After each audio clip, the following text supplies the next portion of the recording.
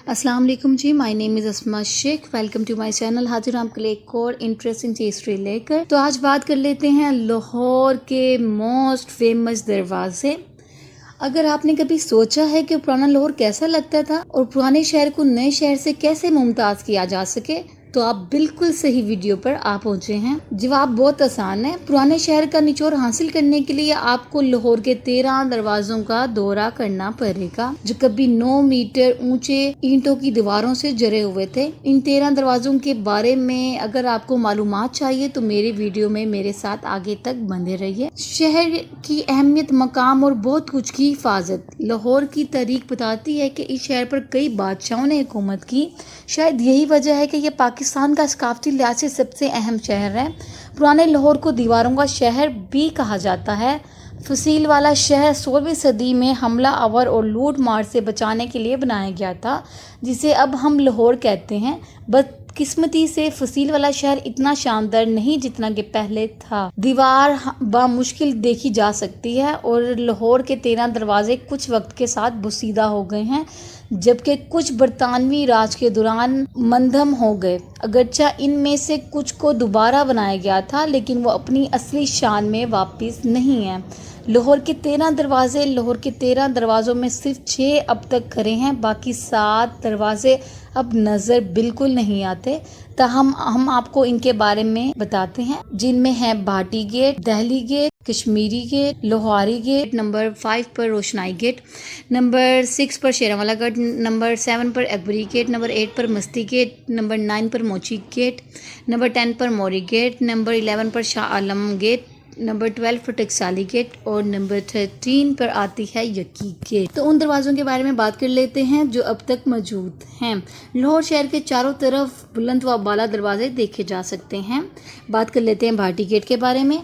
इस दरवाजे का नाम भाटी कबीले के नाम पर रखा गया था। एक राजपूत कबीला था जो इस इलाके में रहता था। गेट वर्ल्ड सिटी के मगरबी डिवीजन के दाखिली दरवाजे के तौर पर काम करता था। बरतानवी दौर में इसे गिराकर दोबारा तमीर किया गया। इस इलाके में मौजूद रेस्टोरेंटों की तादाद की वजह से जो लोहारी खाना पेश करते हैं, ये गेट लाहौर की एक मारूफ जगह है।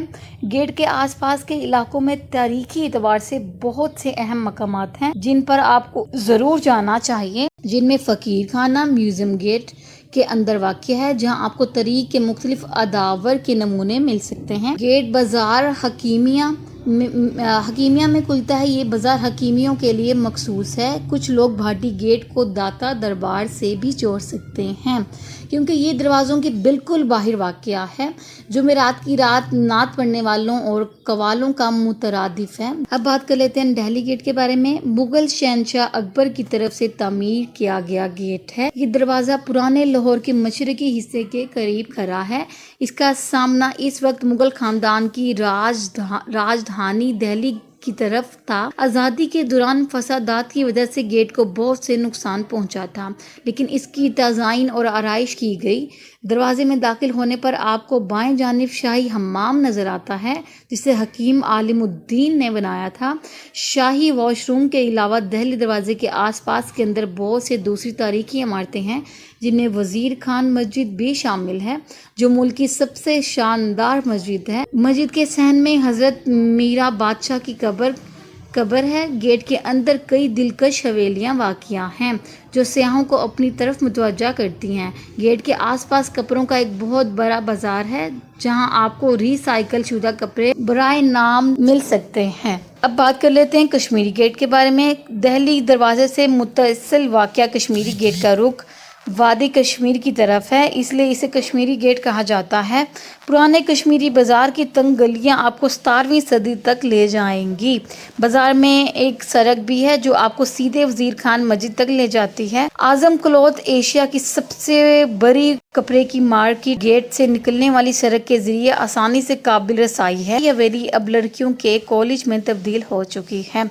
اب بات کر لیتے ہیں لوہاری گیٹ کے بارے میں۔ جی تو بات کر لیتے ہیں لوہاری گیٹ کے بارے میں۔ اس دروازے کے نام سے دو روایتیں وابستہ ہیں۔ پہلے نام کا وہی مقصد تھا جو کشمیری دروازے اور دہلی دروازے کا تھا، جبکہ ایک اور روایت یہ ہے کہ یہ لفظ دروازے کے بالکل باہر بیٹھے ہوئے لوہار کو ظاہر کرتا تھا۔ دروازے کے بالکل باہر واقع مسلم مسجد کے قریب پھولوں کی متعدد دکانیں مل سکتی ہیں۔